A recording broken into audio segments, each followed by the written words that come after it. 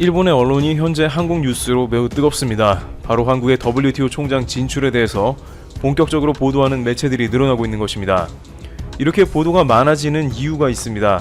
바로 한국의 유명희 산자부 통상교섭본부장의 WTO 진출에 대해 비판을 하기 위해서입니다. 현재 일본 주요 신문들의 보도 논지를 살펴보면 얼마나 이 문제를 경계하는지 나타나고 있습니다.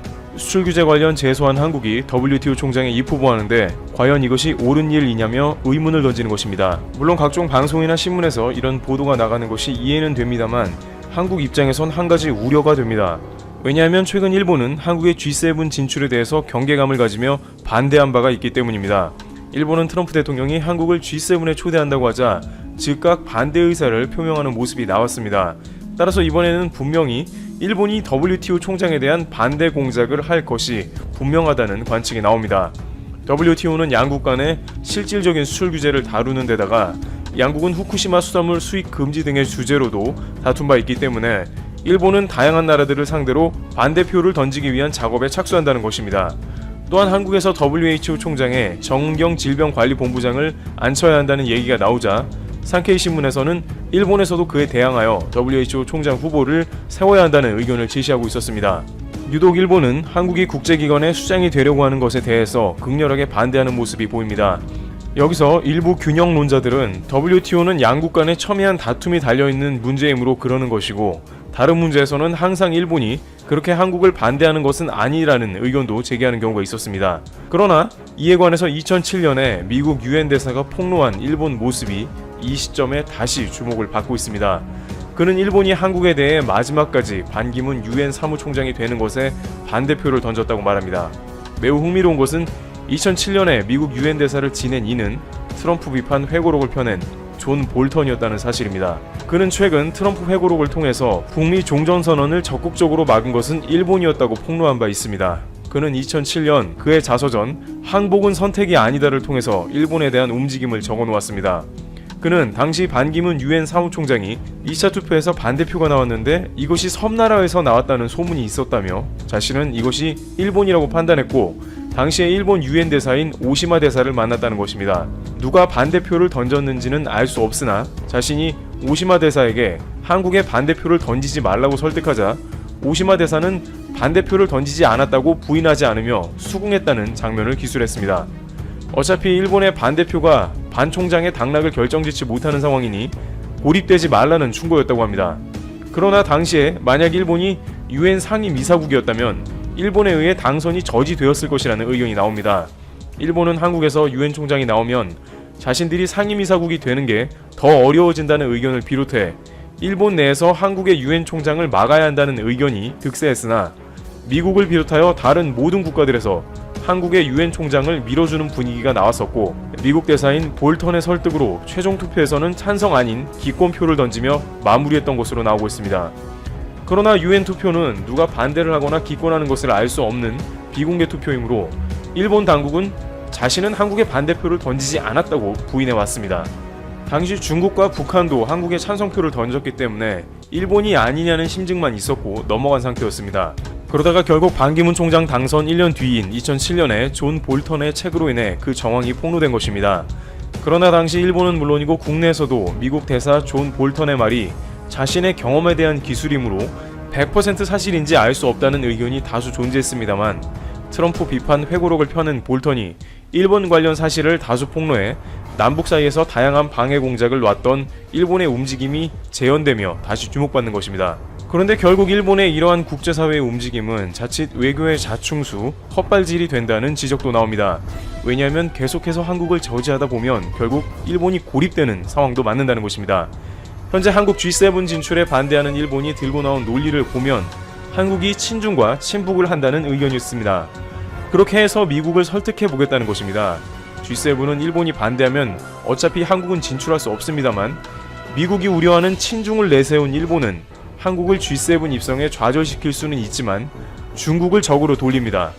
아베 총리는 2019년 중국의 시진핑 국가주석의 방위를 누구보다도 공을 들여오며 친중을 추구했습니다. 일본 경제를 가장 뒷받침해주기도 했으며 영토 문제에서 좀 더 유연한 대처를 하기 위함이었을 것입니다. 수출 규제가 자행되기 바로 직전인 2019년 6월 오사카에서 열린 G20에서 아베 총리는 중국을 영원한 이웃이라며 일본과 중국의 관계는 정상 궤도로 돌아왔다며 레이와 시대 개막과 중국 건국 70주년인 올해 일중 관계의 신시대를 열고 싶다고 밝혔습니다만 불과 1년도 안 되어 중국과 친한 국가인 한국을 배척해야 한다는 모습으로 돌아서게 된 것입니다. 한편 한국 입장에서도 G7에 들어가는 게 중국의 반대가 우려돼 큰 부담이 될 수밖에 없는 상황이었는데 일본이 반대를 해서 중국의 짐을 일본이 대신 가져간 형국이 된 것이라는 외교 헛발질이 나온 것입니다. 또한 G7 내에서도 일본의 이러한 몽리는 다른 나라들에게 적지 않은 눈총을 받을 수 있을 것입니다. 일단 미국 트럼프 대통령이 직접 한국과 통화까지 했는데 거기에 국가의 사사로운 이익을 들먹이며 반대한 모습도 그렇고 미국 외에 다른 모든 국가들도 한국에 대해서는 상당히 호의적이라 일본의 모습이 이해가 가지 않을 것입니다. 특히 G7 중 일본을 제외하고 이번 팬데믹 사태에서 한국에 큰 도움을 받은 국가들이기 때문에 더욱 그러합니다. 결국 G7 내에서도 한국의 입성을 두고 일본은 고립되는 외교적인 실책을 반복하는 모습을 보이고 있습니다.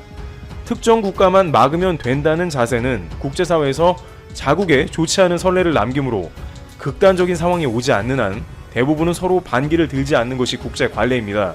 왜냐하면 일본도 이러면 한국의 반대에 부딪히게 될 것으로 자신들이 원하는 다양한 자리에 진출하기 어려워집니다. 실제 일본이 UN 안보리 상임이사국으로 진출하려고 하지만 한국과 이탈리아 등의 반대로 인해서 10년 넘게 아베가 공을 들여온 UN 상임이사국은 결국 수포로 돌아갔습니다. 일본은 오바마 대통령을 설득해서 UN 안보리 상임이사국에 진출하려는 교두보를 마련하려고 했습니다만 아시아의 많은 국가들이 일본과의 과거사가 제대로 청산되지 않은 것도 결국 일본의 발목을 잡은 것입니다. 일본 내부적으로는 만약 한국에서 WTO 총장이 나오면 WTO를 탈퇴하겠다는 의견도 나오고 있다고 합니다. 일단 미국 트럼프 대통령이 WTO를 나오겠다고 하니까 자신들도 그래도 되지 않겠냐는 생각이 작용한 데다가 다양한 매체에서 한일 간의 무역 분쟁이 생기면 WTO 총장을 확보한 한국이 모조리 승리하게 될 것이므로 탈퇴하자는 것입니다. 계속되는 일본의 이러한 움직임은 한국 정부를 자극합니다. 청와대가 주요 7개국 G7 정상회의를 확대해 한국을 참여하게 하는 미국의 구상에 아베 신조 일본 총리가 반대했다는 소식에 대해서 이를 몰염치라며 강하게 비판한 것입니다. 청와대 고위 관계자는 29일 이웃나라에 해를 끼치는데 익숙한 일본의 잘못을 인정하거나 반성하지 않는 일관된 태도에 더 놀랄 것도 없다고 말했습니다. 나아가 이 관계자는 일본의 몰염치 수준이 전세계 최상위권이라고 했습니다. 그는 국제사회, 특히 선진국들은 일본의 이런 수준을 충분히 인지하고 있기 때문에 G7 확대 및 한국 참여 구상에 별 영향은 없을 것으로 본다고 강조했습니다. 여기에 일본이 과거사 문제에서도 전혀 반성하는 태도를 보이지 않는 것도 강경한 입장의 배경이 된 것으로 보입니다.